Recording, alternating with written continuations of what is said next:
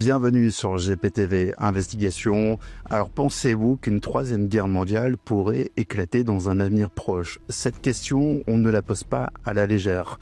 Entre Macron qui nous prépare à la guerre de demain, une Europe qui joue avec le feu et Trump qui revient avec des promesses de paix, on est en plein cœur d'un théâtre géopolitique où chaque décision peut nous rapprocher du pire. D'un côté, vous avez une Europe qui souffle sur les braises avec Macron qui annonce que ce conflit Ukraine-Russie ne se terminera pas demain. Et pour couronner le tout, Nathalie Loiseau menace Trump. On marche sur la tête. Aujourd'hui, on va analyser tout ça. Qui alimente vraiment les tensions? Qui peut encore sauver la paix?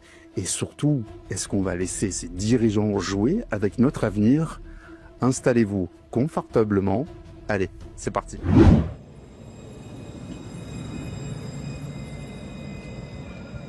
Mais avant d'aller plus loin, un rappel essentiel, si vous en avez assez des discours officiels et que vous voulez soutenir une information libre, abonnez-vous, mettez un pouce bleu, commentez et partagez cette vidéo. Ensemble, on peut ouvrir les yeux à ceux qui croient encore au récit officiel. Merci à vous. Allez, on y va. Bonjour monsieur, pensez-vous qu'une troisième guerre mondiale pourrait éclater dans un avenir proche? Alors, je pense qu'on a déjà un petit peu un pied dedans avec C'est-à-dire? tout ce qui se passe de nos jours. Je veux dire, tous les conflits israélo-palestiniens, la Russie avec l'Ukraine. Enfin, je veux dire, c'est des attaques qui pourraient être rapides, sachant que demain on pourrait avoir des missiles ou autre. Ça peut être rapide.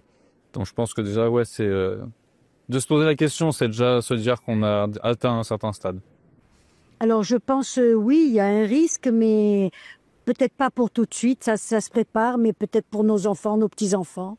Voilà. Bah écoutez, tout peut arriver, hein. On peut pas dire si ça peut arriver ou pas, mais je pense que oui, c'est possible. Et vous? Moi, je pense qu'avec le conflit qui se passe en Russie, pour moi, ça ressemble beaucoup à une guerre d'usure, avec le Russie qui est énormément fourni en pétrole. Pour moi, ça ressemble à une guerre d'usure parce que c'était la Russie qui aussi alimentait l'Europe. Avec le gazoduc qui a été coupé, oui, ça peut... En fait, pour moi, ça ressemble à vraiment de la guerre d'usure, mais peut-être qu'un jour, les moyens seront utilisés pour peut-être intervenir en Ukraine, parce que c'est intéressant de voir que la capitale a été énormément détruite et que pour le moment, énormément de pays qui voulaient intégrer l'Ukraine à l'Union européenne restent assez distants vis-à-vis du conflit. Ben, on ne sait jamais, mais en tout cas, on n'espère pas. Voilà. Qu'est-ce qui pourrait enclencher un conflit mondial, selon vous? Alors, j'ai pas demandé à Matignon, on m'avait posé la question le matin. Non, en vrai... Ah, oui. Pourquoi? Eh bien, vu comment c'est parti et vu la mentalité des gens, je pense bien, oui.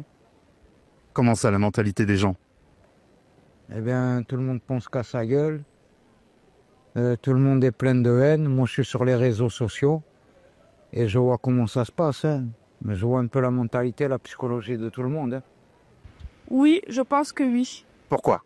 Parce que notre société va pas très bien. Il y a beaucoup de conflits avec d'autres pays et je pense que ça va éclater très prochainement même. Je pense que avec tous les conflits qui se généralisent, ouais, on n'est pas très loin d'une troisième guerre mondiale, mais est-ce qu'il n'y en a pas déjà une en fait? Parce que s'il y a un conflit en Ukraine, plus au Moyen-Orient, ouais, si quelqu'un commence à balancer s'il y a plus d'agressivité dans les conflits, je sais pas, c'est peut-être une guerre intérieure ou je sais pas, mais ouais, il y a une guerre mondiale qui va éclater bientôt, c'est sûr. Ouais. Je trouve la situation extrêmement tendue et horrible pour beaucoup de gens, ça c'est sûr. Mais je veux croire qu'il n'y aura pas de conflit mondial, en tout cas pas dans l'immédiat. Je pense que c'est surtout parce que je veux y croire, peut-être plus que la réalité. Et j'espère que la réalité rejoindra mes vœux, même si je peux en douter. Mais en tout cas, je ne veux pas tenir de discours trop noirs. Je trouve que c'est déjà suffisamment comme ça le cas. Qu'est-ce qui peut conduire à une guerre mondiale? L'argent et des idéologies comme le sionisme, par exemple. C'est-à-dire? Eh bien, c'est-à-dire qu'il y en a qui suivent l'un, il y en a qui suivent l'autre et tout le monde veut se taper dessus. c'était pas tienne. On n'a plus le droit de donner son opinion sans se faire agresser.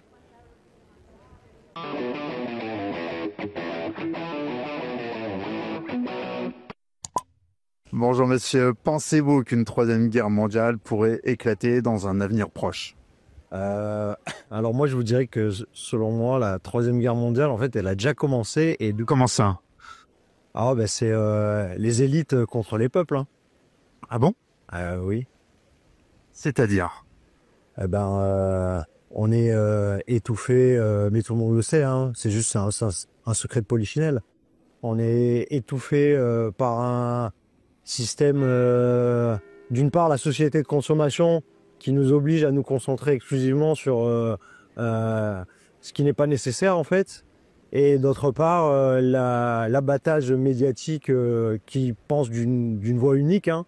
On l'a bien vu avec tous les derniers événements qui se sont passés. Alors je suis pas trop actualité, mais j'ai quand même été au courant du Covid, de la guerre en Ukraine et des choses comme ça.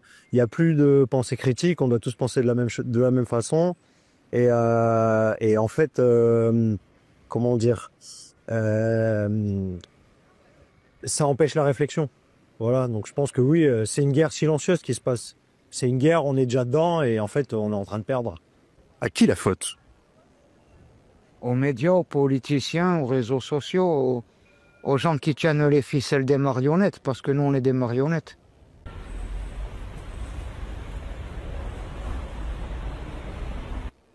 Alors, commençons par la France. Macron, ce grand stratège, nous annonce que ce conflit ne se terminera pas demain ni après-demain. En gros, préparez-vous à des années de guerre. Et comme si ça ne suffisait pas, il veut que la jeunesse française se prépare à la guerre de demain. Après avoir ruiné nos économies, nos libertés et nos services publics, il veut maintenant que nos enfants, vos enfants, deviennent de la chair à canon. Et l'Europe?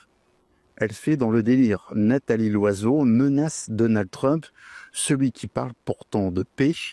Et qu'est-ce qu'elle propose? Je suis favorable à ce qu'on envoie des troupes militaires au Groenland.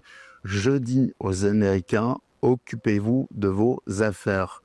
Mais sérieusement, envoyer des troupes au Groenland pour protéger quoi? Les glaciers? Ces déclarations absurdes montrent une chose. Au lieu de chercher des solutions et la paix, l'Europe préfère jouer avec le feu et multiplier les provocations inutiles. Une stratégie ridicule, mais surtout dangereuse. Et vous, pensez-vous que la France et l'Europe jouent avec le feu? Donnez votre avis en commentaire, abonnez-vous et partagez cette vidéo. Votre voix, c'est notre force. Allez, c'est reparti. Tant que les gens se réveillent pas. Voilà. Vous n'êtes pas un peu complotiste là? Ah, ça c'est le point Godwin.